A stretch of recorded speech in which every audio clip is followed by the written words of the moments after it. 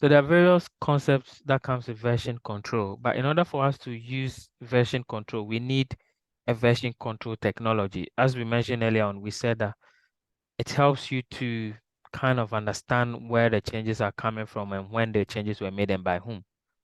But since we're dealing with automation and DevOps, you want to understand that version control can be done by a system or software.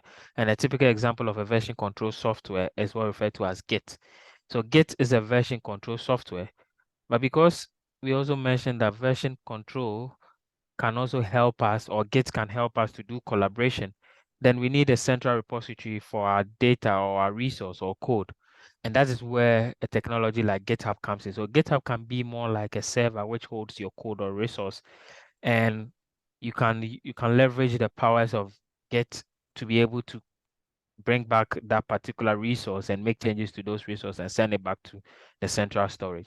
So in order for you to do Git or version control, you need Git, which is going to be managing the changes and help us do collaboration, but we need a place to store our resource or our code. And this is where GitHub comes in for our central repository.